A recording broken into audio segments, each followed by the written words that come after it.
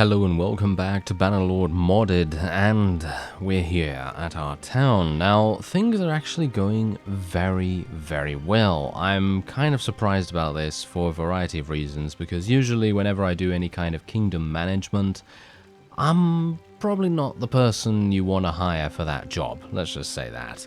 Because generally, I tend to be, well, running around, gallivanting around the countryside, attempting to find people to fight, maybe doing a tournament or two, and I generally tend to forget that I need to manage the town a little bit. So anyway, this is what is currently going on.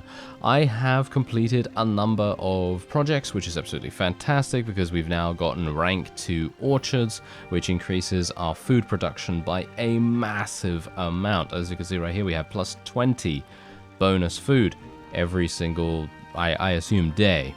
And then we, of course, have a rank 2, actually, do we have the rank 2 granary? Yeah, I think we have the rank 2 granary as well, so that's really nice too. I think we do, at least. I'm actually not entirely sure about that, but whatever the case, we have, yeah, I actually think we do, yeah, because our food is 322, and that is a 400 maximum capacity right there, so that's really nice. And otherwise, well, what I'd like to get is I would like to start getting things like this prosperity change. So in other words, as you can see right here, my prosperity is pretty awful at the moment because of course it is.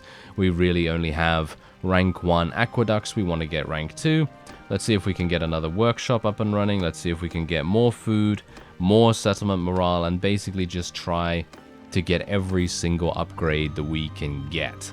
That is going to enable us to do so much in the future to potentially defend our city and indeed to maybe, you know, make it into the best possible city in the entire game, or at least I can hope that that will be the case. Anyway, me, well, technically my character, Byron here, and Sylvan have had a baby, and I'm actually kind of surprised that that was even going to happen, because I thought that the spouse of your character needed to be in your party. But it turns out that they only need to be in the general vicinity. In other words, they can be in your army but have their own party to themselves. As you can see right here, she has her own party, and there we are. So we do now have a child, which is fantastic. I named him Bruce, and you can see here that his skills are absolutely awful because they are, of course, you know, literally like, what, 4 days old or something like that. So yeah, he's not going to be an absolutely monstrous warlord at the moment, but hopefully in due time, he will become such a thing. Anyway, I have leveled up a couple of times as well from doing some tasks, from doing some smithing, and generally just doing random stuff all over the place. So we have a number of perks to spend here. So let's take a look. The accuracy penalty while shooting crossbows from horseback is halved. That's actually insane in my opinion. And a 2 times zoom with crossbows. Well, I think we know what I'm going to go for, isn't it? Yes, I'm going to go for steady, because let's face it, going for, what is it? 2 times zoom in with crossbow? I have no idea who's going to take that, but someone much more skillful than I am. And otherwise, what do we have here? Increases your stagger damage threshold by 50% while mounted, or increases your mount armor by 20%. I will be taking mount armor by 20%. Then we have leadership. So now this is really what I wanted to have. Increases the rate of recruiting melee prisoners by 50%, and cavalry troops generate 10% more shared experience. This is very good, but I'm not going to take it right now because my kills having a 100% higher effect on friendly troops' battle morale, that is something amazing. I love this. And also the bonus of archer troops generating 10% more shared experience when I have an amazing amount of archer troops at the moment. Then we of course have medicine here. Increases heal rate by 30% when stationary, and during sieges reduce settlement food consumption by 5%. Don't really care about that too much. However, increases heal rate by 15% when mobile in the world map, and actually not remove, but recover 10 HP lost after each offensive battle. I will be taking Walk It Off. That is just far and away much better. And you can also tell here that I've actually spec'd into scouting finally, because, yeah, well, I should have spec'd into this a long time ago, but I felt, hey, you know what, this is probably going to be one of the easiest perks to level up. Unfortunately, that doesn't seem to be the case. I have a bad feeling that scouting might be a little bit bugged for me at the moment, although maybe what I can do is I can turn myself into a scout. And that is hopefully going to make a little difference. Maybe just a small, tiny little difference. Anyway, let's take a look at our stats here real quick, because we have a decision to make. Basically, who do we want to declare war against? Well, you can see here that basically no one has any kind of support, with the exception of the Aserai. So it seems like we will be going to battle against the Aserai. As you can see, they've also contributed almost 84,000 dinars in tribute so far, and they're only at 410 dinars per day, so generally we've been at peace with them for a very extended period of time, so it would be wonderful to actually do a little bit of a war against them. So let's do that. I don't really need to spend anything. I'm just going to spend 10 influence here, and we're going to declare war on the Aserai, and we're going to try and take a couple of their things. My army is prepared. I have a pretty good one, I think. Maybe, cross fingers. As you can see right here, I have some tier 5 units, I have some tier 4 units, and a number of people that actually need to level up, so let's just do that. And Sylvind, I believe, also has some pretty decent units in her army. As I've said before, I actually gave her a whole bunch, so that is hopefully going to work out quite nicely. I don't think any other factions are wanting to declare war on us right now, so that's the reason why I'm kind of making a move against the Aserai. I'm thinking I might go over to this town over here, but here's the thing. As you've seen in one of the previous episodes, we had a siege, and it really didn't pay off at all. It actually made us lose over 100 units in the process, and now I know why the AI decides not to siege in extended amounts, because it really, it is harsh. It is very, very harsh indeed. But anyway, I'm hopeful that we'll be able to come across maybe a few vassals here and there.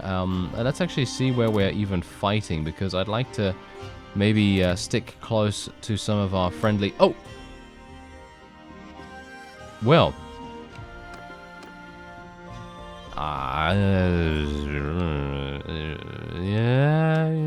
Yeah. Really?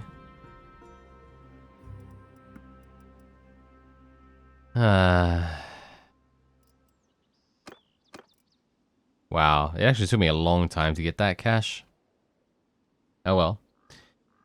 That's what I get, I guess, for going really, really fast around the place, right?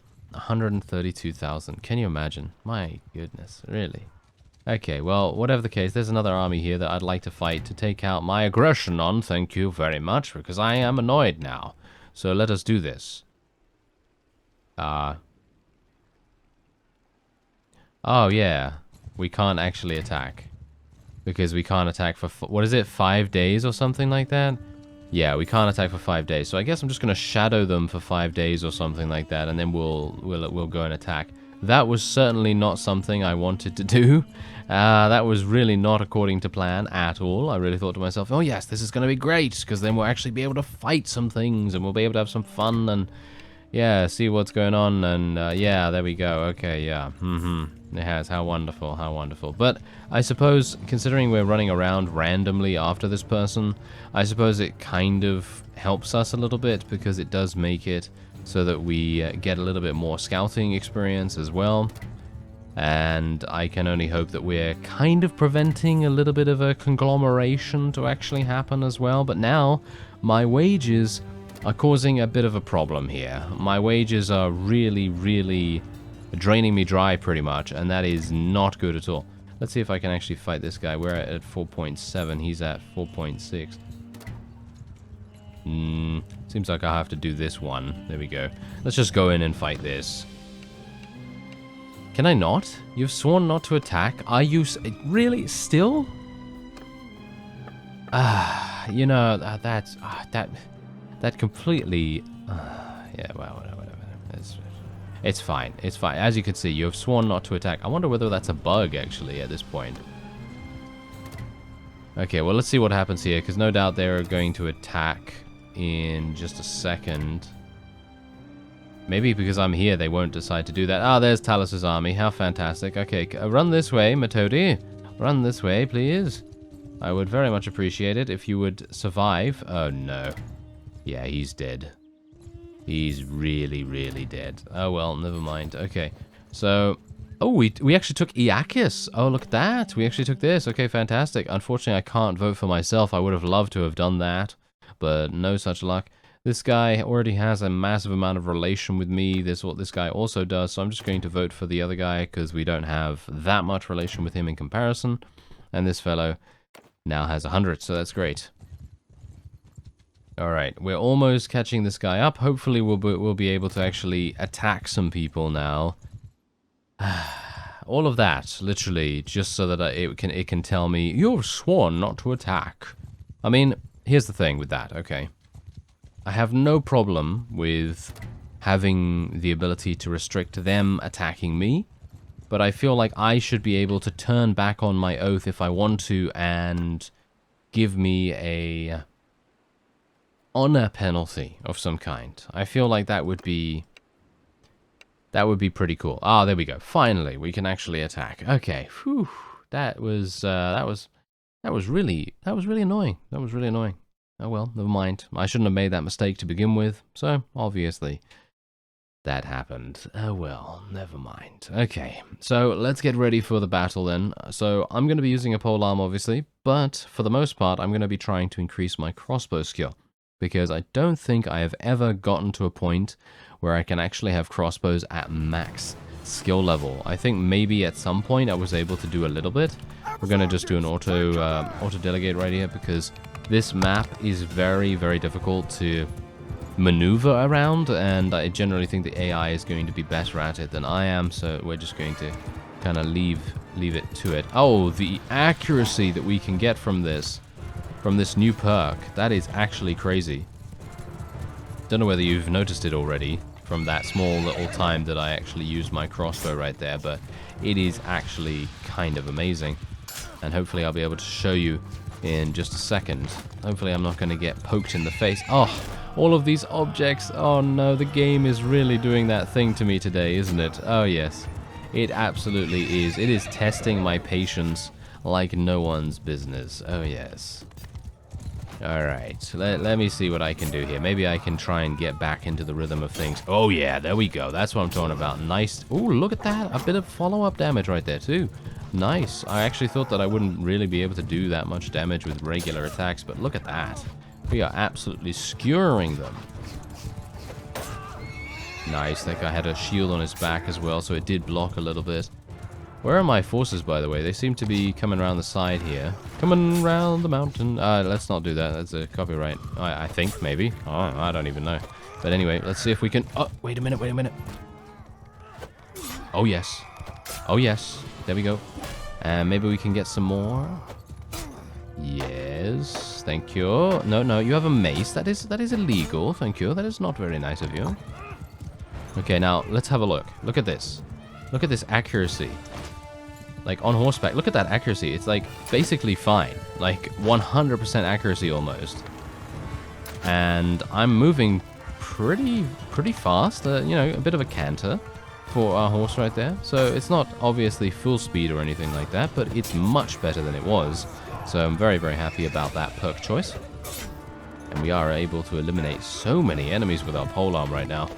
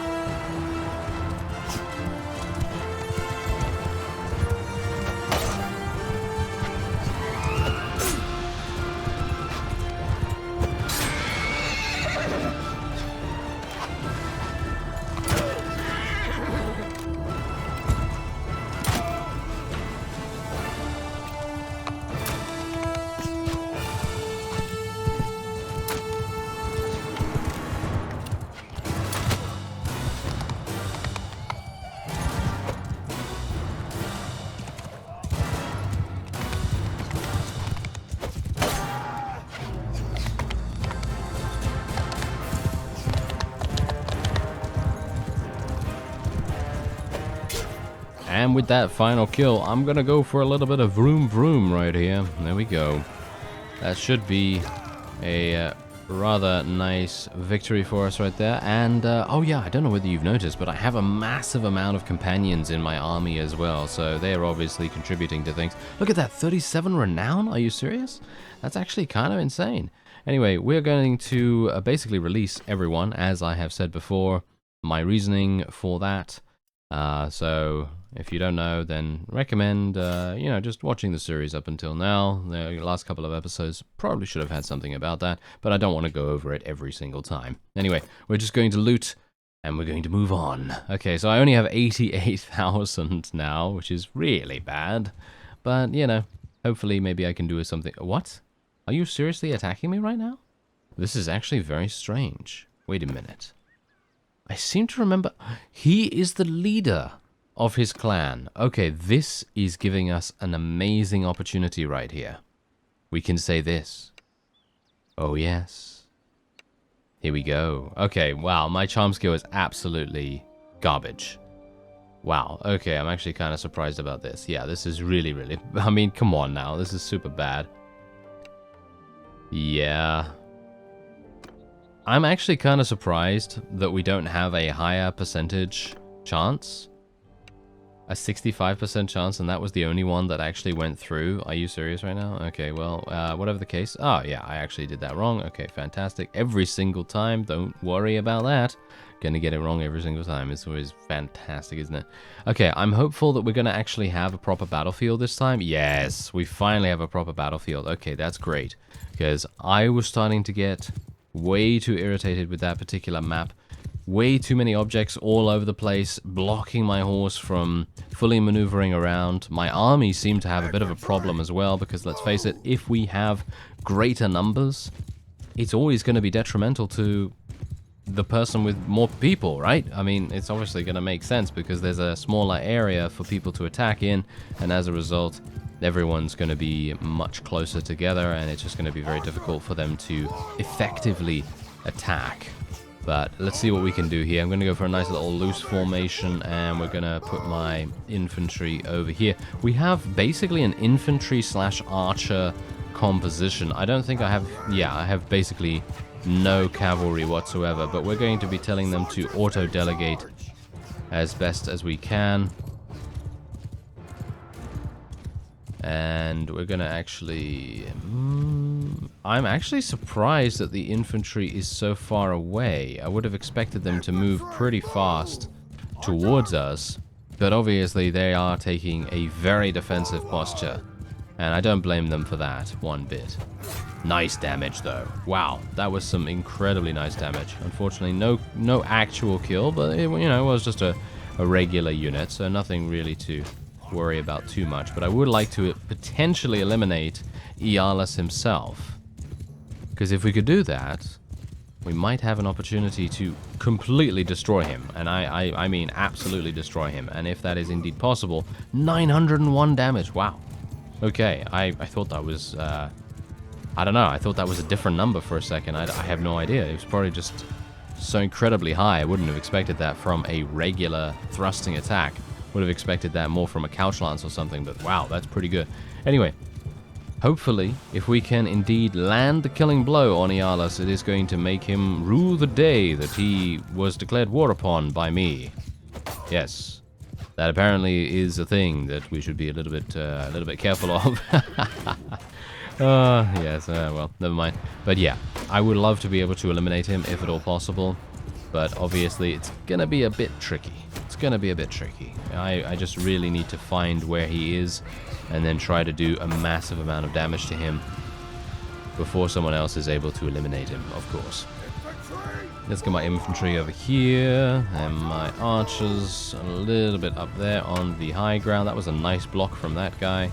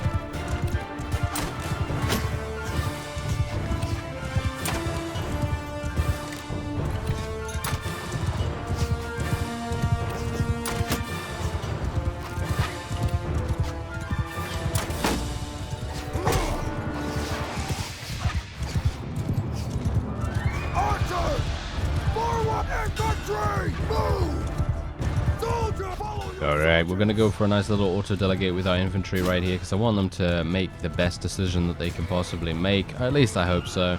And I don't really want to be in a situation where I forget to charge them or something. Oh no, I could actually die here. I could actually die. That would be pretty bad. I'm trying to find Iala still, but I'm wondering whether he's already been eliminated. He might have. He might have been taken out pretty early on, but we're doing a nice job here.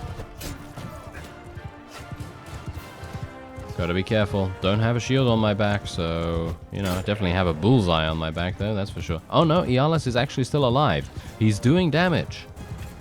Oh, he was now taken out. Oh, yes, he was taken out a few moments after that kill that I saw in the feed at the top, and now he has fallen. Unfortunately, he has not died, so obviously that's a bit of a problem.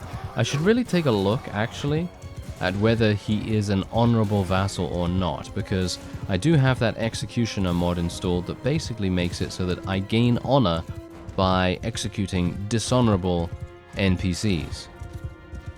And I'm relatively similar in that regard. So if a particular NPC absolutely loathes my character's guts, then that guy is able to capture me.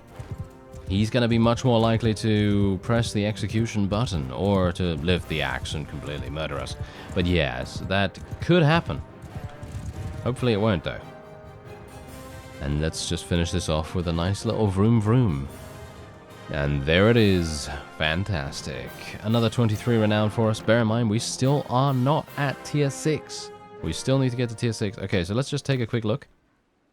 Alright, so he's actually fine. As you can see, he's honest and merciful, so I will be letting him go.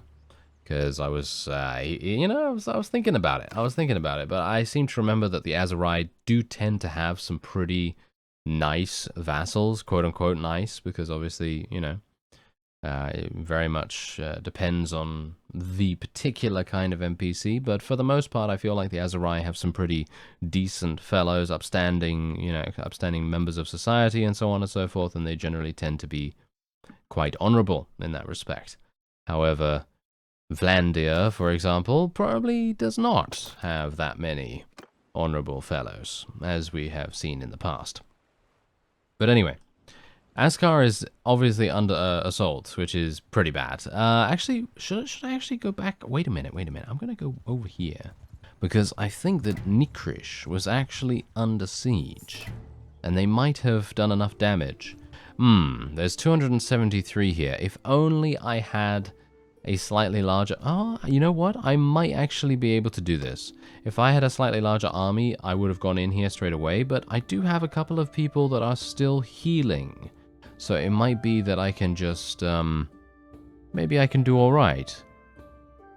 Shield wall, loose formations. Gonna go for loose formations, I think. It's probably best. 2% movement speed bonus during daytime or a 5% movement speed bonus during nighttime. I'm gonna go for the 5% movement speed bonus because how can I not? During nighttime is really, really great in my opinion. And then we have our 225 level polearm perk. So increase your defense against mount charge damage by 50%. Don't really care about that too much, to be honest. Infantry troops in the formation you're leading have the defense against mount charge increased. Okay, don't care about that either. Your couch lance attack, here we go, deals triple damage against shields. So that means we can destroy shields really fast. So I'm actually liking that quite a bit. Unstoppable force is what I will take. Sounds good to me. Alright, so we're just going to run around a little bit here. And I'm going to see about actually doing this, because I would love to be able to take this. But it might be a little bit too slow, you know? I might be too slow to be able to get this done. I'm a little bit worried about this, to be honest. Okay, let's see what happens. Okay, so I'm just going to start building some trebuchets. And, yeah, we've got to be a bit worried. We've got to be a bit worried because that large army could come back here, or a smaller army could come back here and probably do quite a bit of damage to us. So, we've just got to be very, very careful. What's this? Oh, wow, we've actually taken another castle from them, which is actually fantastic. Please don't give it to me. Oh, they want to give it to me. Are you serious? Come on now, guys. Give it to this guy instead. Yeah. No! What? I gave him 43%. Oh well. Never mind. Okay, they've given me a castle. I didn't want that, but okay. Thank you. Oh well. There we are. That happens, right? That happens every single time. Alright, so otherwise we're just going to hopefully have a fully restored army by the time that we actually do any kind of siege here. But generally, I think if these changes have come in thanks to the developers, then I think they have wanted to stop the whole strategy that I've been using and that probably many, many other people have been using over the past few months to besiege. And that is, of course, to bombard the opponent. Ah, hello there.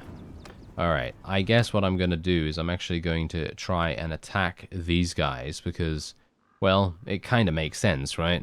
Kind of makes sense to eliminate one of their armies instead of attempting to, well, shall we say, almost foolhardily go in there.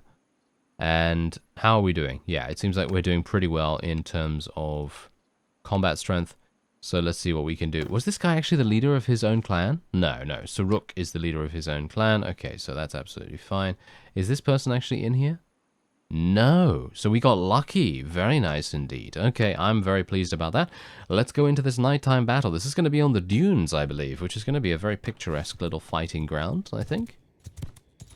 Yeah, not bad. Not bad. I actually like this quite a bit. Unfortunately, there is a small obstacle in the center here. If we can take that and have my archers stand up there and then rain down all of the bolts and arrows and any other projectiles, you know, kitchen sink, for example, that they're going to throw at the opponent, then I think we could probably do quite well.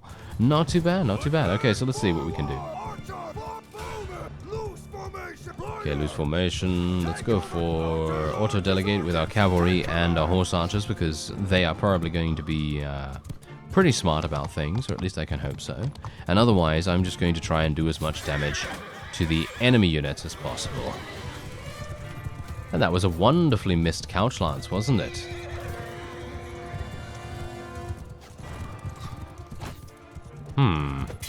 Seems like couch lancing has failed me. Yes.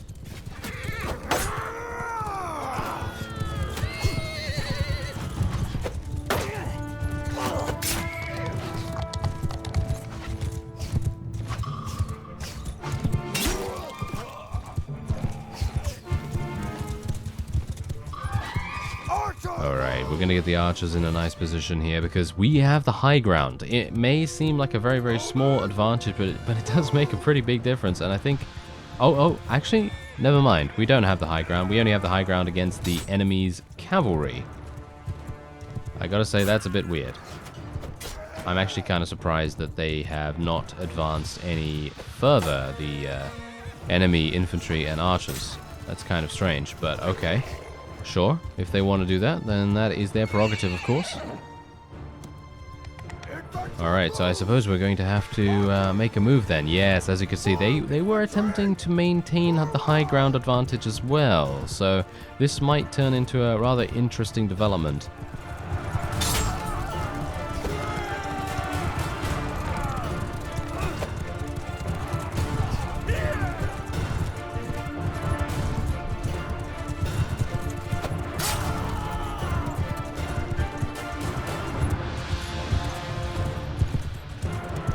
This whole time I've been trying to figure out which ones are the enemy leaders, you know? Those guys are the ones that we need to eliminate as much as possible. But they're rather slippery.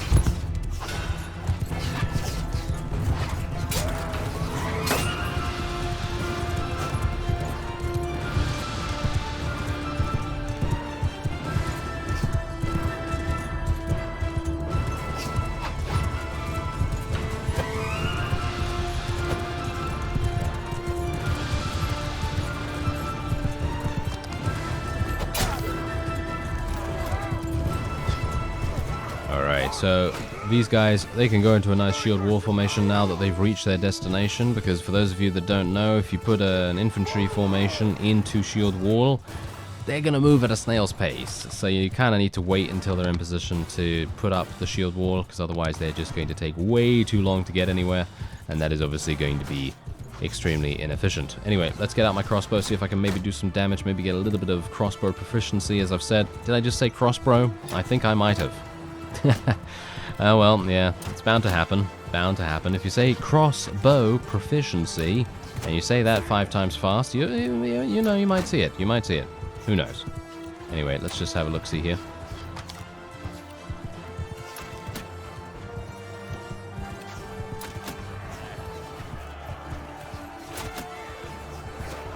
Not too bad. Yes.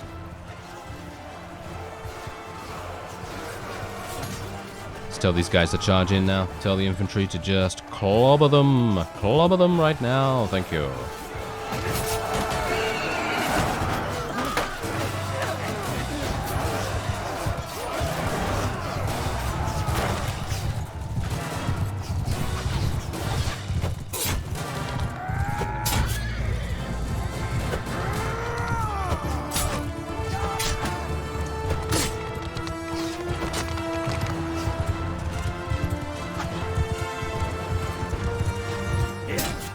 Ooh, okay, that was some damage. Okay, that was pretty bad.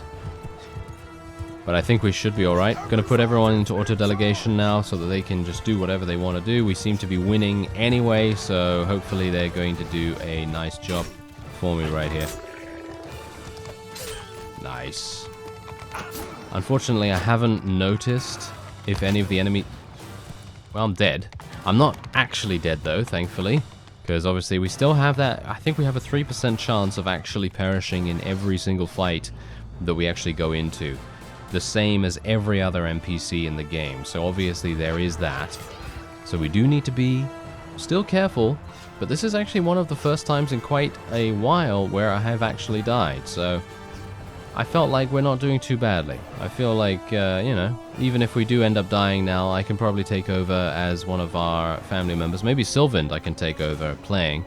And she's probably going to be pretty good. Maybe even better than my own character at this point, but who knows. I mean, she definitely has better stats in some skills, that's for sure. But, yeah, it would be pretty sad for Byron to perish.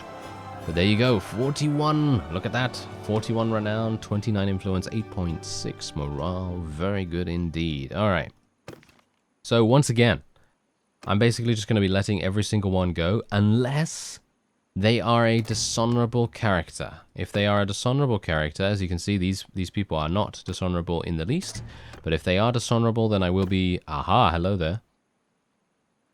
Okay, so he is kind of... Yeah, he has the reputation of being aggressive and asks much of people. So I'm thinking we might actually take him prisoner and see what happens with the execution. Because I haven't tried it out yet in this series. I think it might be quite fun to give it a go. Eh? Shall we try it? Yeah, I think we should try it. Why not? Okay, so there we go. We defeated another one of their armies, which is pretty good. That does reduce their overall combat strength by a pretty good amount. And now, let's have a little execution on our hands, shall we? Here we go. Okay, so it does say, as you can see right here, that we're going to lose a huge amount of reputation from all kinds of different people. But I'm not sure whether that is just a default message that you're going to receive no matter what, or whether it is actually... you know, just kind of like, you know, big whatever. It's actually going to not be like that at all. So I'm going to do it just because. And we also receive all of his gear, by the way, as well, because we also have that mod installed. So every single time you execute one of these vassals, you get all of their stuff, which is actually pretty fantastic. And as you can see, I didn't lose any relation. You see this? No messages coming up saying my relation has been reduced. And you can see... Oh, actually, wait a minute. Never mind. My relation has been reduced with this guy. Oh, okay. Maybe they just did away with the whole spamming of messages at the top there. Oh well, never mind. I guess I needed to make sure that the guy was purely bad, like all the way across the board. So not just 2 out of 3, but the whole way. So 3 out of 3 or 1 out of 1 or whatever. So yeah, we definitely need to look at that in the future. But I'm actually kind of intrigued about that whole thing, because if we execute people, we're going to be gaining their armaments and stuff. And as you can see, this guy literally has armor and a helm that sells for 187,000.